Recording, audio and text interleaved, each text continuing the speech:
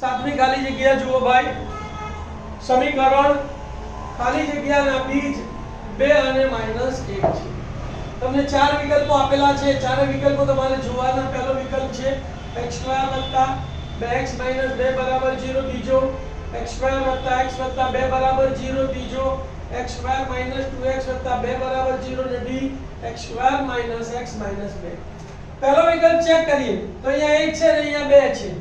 2 કા 2, 2 ના એવા ભાગ પાડો કે સરવાળો બાદબાકી 2 આવે તો 2 કા 2, 2 ને 1 3 થાય, 2 માંથી 1 જાય તો 1, 1 અને 3 છે નહીં એટલે અહીંયા ભાગ પડતા નથી એટલે આ વિકલ્પ આવશે નહીં। બી ચેક કરીએ, ચલો અહીંયા 2 છે ને અહીંયા 1 છે તો 2 કા 2, તો વત્તા 2, 2 માંથી 1 જાય તો 1 આવે ને, તો વત્તા 2 અને ઓછા 1, તો અહીંયા એક જ નિશાની માઈનસ આવે છે, એક માઈનસ નિશાની આવે તો અવયવ પડે નહીં એટલે આ પણ ભાગ આવશે નહીં।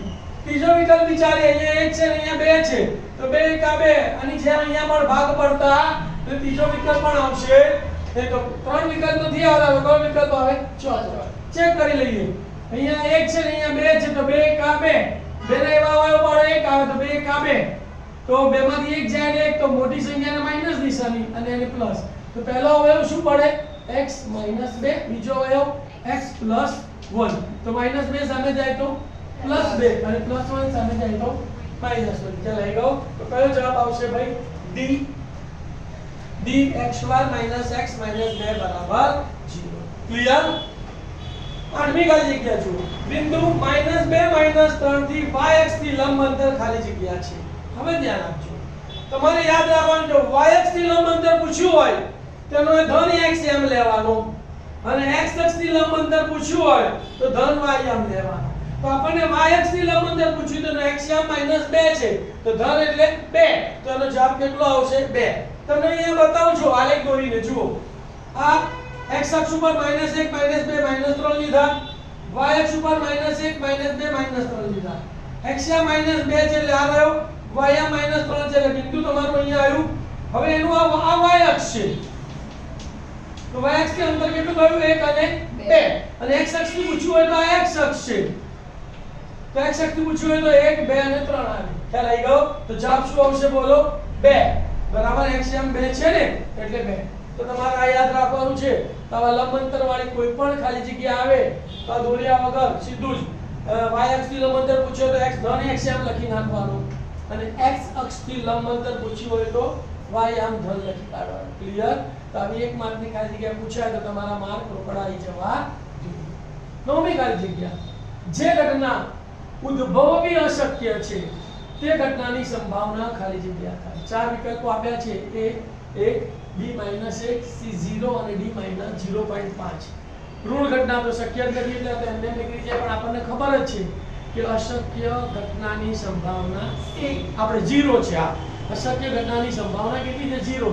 તો જવાબ શું આવશે? c0। આટલું તમે યાદ રાખો, આમાંથી એક ખાલી જગ્યા તો હશે અને હશે। અશક્ય ઘટનાની સંભાવના 0 છે, ચોક્કસ ઘટનાની સંભાવના 1 છે, તમામ પ્રાથમિક ઘટનાઓનો સરવાળો પણ 1 થાય, અને કોઈ પણ ઘટના અને તેની પૂરક ઘટનાનો સરવાળો 1 છે, એટલે કે p of a plus p of a બાર બરાબર 1। આમાંથી એક ખાલી જગ્યા પૂછાશે ને પૂછાશે। 10મી ખાલી જગ્યા જુઓ, સુરેખ બહુપદી p of x બરાબર 7x - 4 નું શૂન્ય ખાલી જગ્યા છે। ચાર વિકલ્પો આપેલા છે, 7/4, 4/7, -4/7 અને 0। તો આપણને શરત યાદ હોવી જોઈએ કે સુરેખ બહુપદીનું એક જ શૂન્ય છે, અને કયું શૂન્ય છે? -b/a।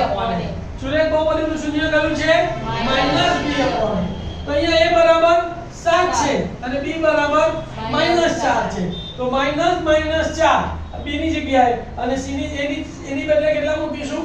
7, તો માઈનસ પ્લસ તો 4/7, 4/7 શેમાં છે? અહીંયા b, તો શું જવાબ આવશે? b 4/7। તો સુરેખ બહુપદી માટે તમારે આ સૂત્ર યાદ રાખવાનું। કયું સૂત્ર યાદ રાખવાનું બોલો? સુરેખ બહુપદીનું શૂન્ય બરાબર -b/a બરાબર। આ જે પણ મેં તમને યાદ રાખો કરાયું એ તમે યાદ રાખશો તો તમે ઝડપથી ખાલી જગ્યાઓના જવાબ લખી શકશો।